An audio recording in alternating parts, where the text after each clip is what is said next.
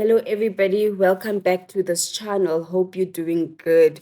Just when the fire was dying down, the video that's doing the round exposing Gayton McKenzie's son buying a soccer club for millions of rands has stirred the pot again.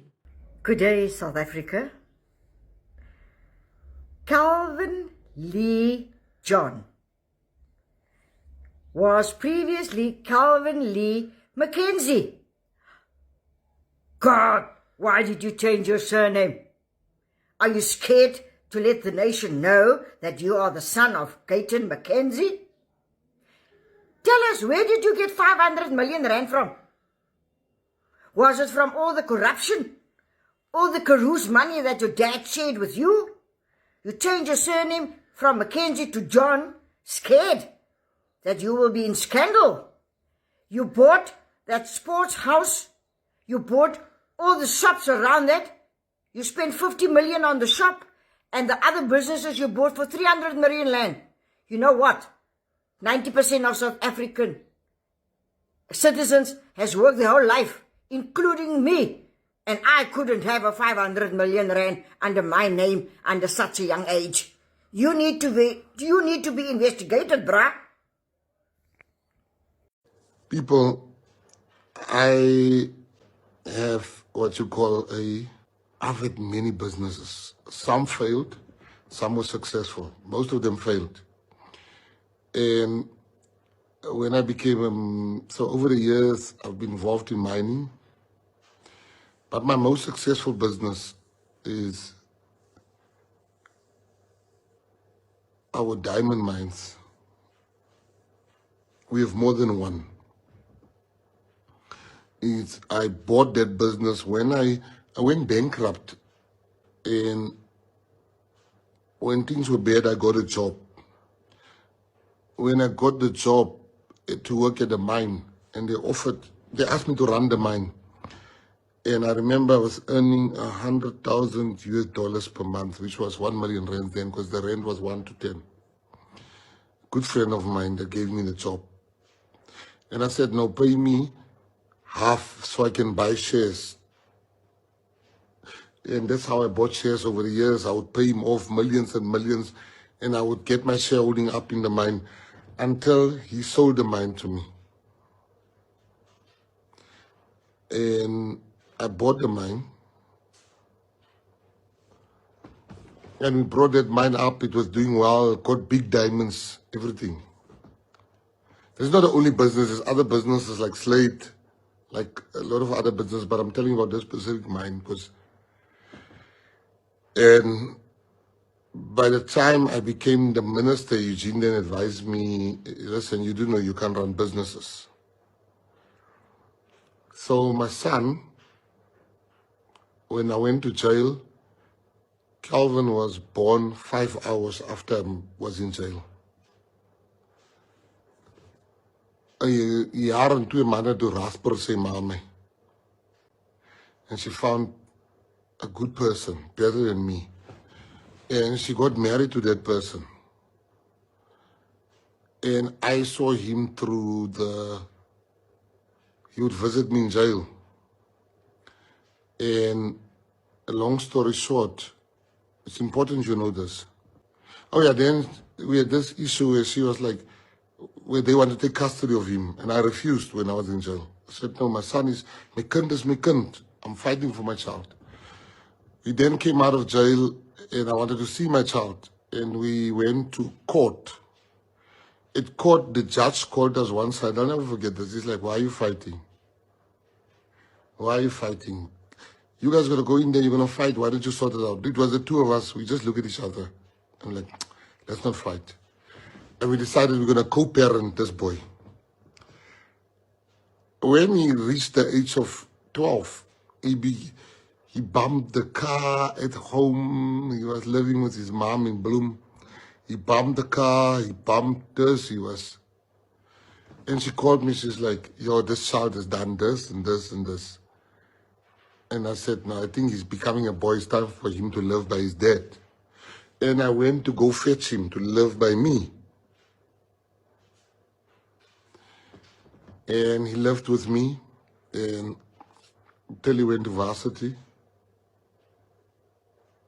And when I became a minister, I then called him because he was already working for the family business, and I said, you must run the family businesses now. You must run what we've built up as a family. And he asked me, how did I mean? I said, no, I'm not going to tell, I'm not coming back into business. I'm in politics. I ain't coming back. So I just hope you'll take the right decisions. But I know he's smart. And he then came to me and he said, Dad, I'm going to get rid of half of these businesses, sell them, sell equity in them, so that we can also invest in new businesses. And one of the things, this is even before anything, he says, one of the things is that we promised my granddad we're going to buy Celtics. I said, yes. He said, so I'll sell these businesses, and the money that will come in, I will then get Celtics, and then I will also get Eastern Cape Rugby. I'm going to buy that because of young people that we want to get off the street. I said, fine, do your thing. And he made more money for the businesses that I've made. Then he started selling equity in some of our businesses. And he then decided to acquire Celtic, which is deeply emotional for us as a family because that's all that we had growing up. But I tell you the other thing. A lot of boys in our communities get turned away and they don't have clubs that want to take them. Boys that are good, but they go to trials and they're not taking them. I was told Dwayne was the first person to make contact with my son, Dwayne Ponsonby. Dwayne Ponsonby has taken 20 young people for trials already.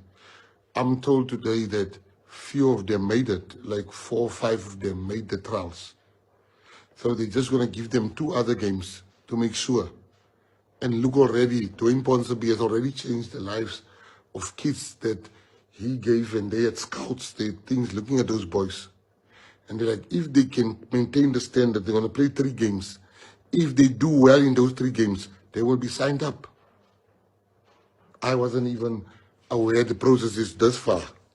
But Dwayne Ponsonby took them, put them in a car, to train them the whole week. They went for trials. So for us, it's people act like we took money from under our mattress and we just went to go buy a club. He's willing to show anyone that wants to know of SARS or the bank. So this is only beginning. I mean, we are going to invest in things that change how our communities look and how our children are. And I'm very proud of him. He's not one for the limelight. He's a good kid. He's very respectful. He doesn't want to trade on the McKenzie name. That just shows you that he's different, man. And people that work with him in the PA know that he's respectful. And to all of you, I wanted to tell you that, yes, we did buy it. He bought it. I'm not in part of those companies. But for our children, like for instance, now when we're going to get rugby, we're going to buy rugby franchises, cricket franchises, because he wants to invest in sport. He's going to send kids overseas to go and get their license, their coaching licenses. Not kids, sorry, adults. And, you know, people like Charlie Peterson will tell you that my family grew up. Charlie was the first PRO from our community of Celtic. And Charlie will tell you that we are Celtic. It's in our bone marrow, man. If there's somebody that knows is Charlie Peterson. I mean, like, he used to give my dad tickets. My dad used to love him. And people, when I make a promise, I never lie. I promise the people of the Free State, because I tell you why. Every Tom, Dick and Jabulani that just want to be famous was promised people he's bringing the team, he's bringing the team. Then the community's hope goes up. But the teams never come. The team never comes. So I have publicly made that promise. Now, I've kept my promise that I will get the people, I'll encourage the people, but with him there was no encouragement. And I'll tell you why he had to also intervene, because people that loved Celtics, we thought the same way as us said they're going to bring it, and they didn't bring it. But I'll make you an example of how our communities are changing and how I'm moving away only just from politics. When I say I move away, only from attaining freedom through political party politics, but also through socio-economic business and opportunities. That's a good example. I think Dwayne took 20 and they said there's 4 boys there, that's fire. I wasn't there. I heard today from my son, he was driving with me, and he's telling me like, hey Dad, I just got a good news. Dwayne brought 20 boys there. And if they say 4 of those boys, they're going to look at them again and again. Who gives our children those opportunities? Who? Let's talk the truth. I want to do it in cricket, want to do it in swimming. And he explained it so nicely. He said, they call it angel investors. He wants to be an angel investor. He wants to do things that makes him feel good. He's not just about the dollar. So I had to tell the Patriots this, not everybody, but now you know that what this is about. People say there's a consortium. There's no consortium. He owns the club 100% alone. He's going to build a soccer city type of facility in the Free State and in Western Cape, in Guguletu, where you can have the academy. And we only get all that money because he's selling off and he's taking. I'm just looking and I'm not interfering. So I wanted Patriots to know what this is about. It's the beginning of us as a family moving away from mining.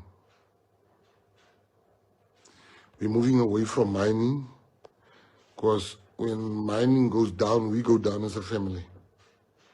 So I hope that is clear. So all I'm saying is that we wanna, and I mean, if those boys, I hope they take them, then their lives are changed. So the reason why I come to tell you this personal information about my family is so that because you are the PA, because you are the Patriotic Alliance, I am who I am because of you. I love you. I want you to know. And then I'll do anything for my people. I'll do anything for my people. And it might have been him that bought this club. But it's your club. If your child is good tomorrow, you can go to a PA meeting and say to him, I take you who good as I can. He did it for all of us. There's doing an example that called him like he got scouts to look at the boys. And he didn't make doing two. I'm just saying, yeah, doing Brangala. He told me today, Dad, he don't call me Dad anymore. He just said, Presidento. That's what he calls me. Presidento. I said, what up? I just got a message. He said 4 of those boys, they're going to relook at them on Wednesday. I mean, really? And we're doing the same with rugby.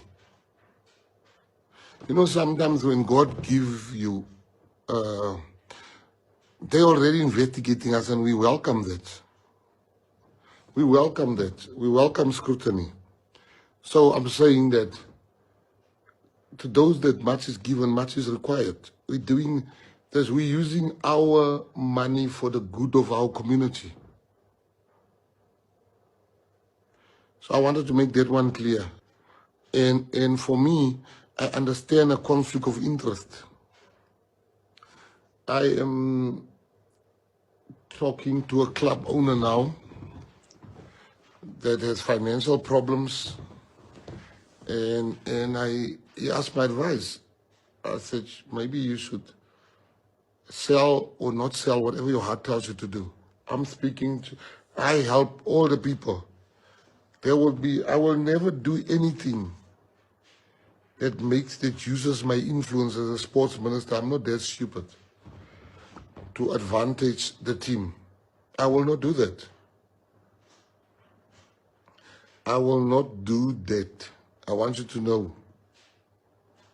I will never use my influence and make, like with Kaizer Chiefs, Pirates, and Sundowns. When Sundowns was playing, I was supporting Sundowns. Pirates, the same. I love Pirates players. I love Chiefs players. I love all the people. And for me, I just need you to know, I will not. People say, it's not, I don't have it. My son is not a minister. I think he can do what he likes with his money. The moment I sign that I'm no longer owning this business, he runs away with it. I can't go open a case, it's his. So I wanted to just bring that one clear to everybody so they can know that you can now, onze kinders man. Ek gaan nie nog diep in die ding as jy nie kan sien nie, dan weet ek nie. If you can't see, dan weet ek nie regtig. Ek gaan nie nog weer diep in gaan in die ding. This a shameless betrayal of transformation, where the minister facilitates a lucrative 50 million deal for his own biological son to acquire SuperSports United. Yet when it comes to national soccer development, he unlawfully approves a mere 5 million, not 50 million, a mere 5 million advance for SAFA salaries, an amount diverted from funds intended to expand women participation in soccer. Yet Banyana, the pride of this nation, continues to play under exploitative conditions. No parity, no professionalism, and no bonuses. Their success stems not from the department's support, but from their own sacrifice. This is not patriotism, Minister, it is hypocrisy. I started to think what you think of normal colored people. Lastly, I want to come to Honorable Mtetwa. Honorable Mtetwa, your problem is you are trying to fight through me battles that you've lost when you're in the creative sector. You have lost those battles and you are trying to fight.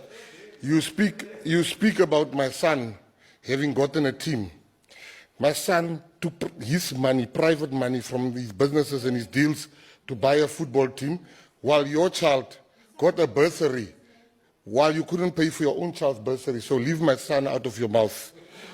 Is it a coincidence, though, that his son only started investing in sports soon after he became the Minister of Sports? I'm not going to answer that, but please tell us your thoughts down in the comment section. Tell us what you think. Tell us if you think Aunty should just stay out of it or Aunty should just continue spilling the beans. Don't forget to like, share, and subscribe to this channel.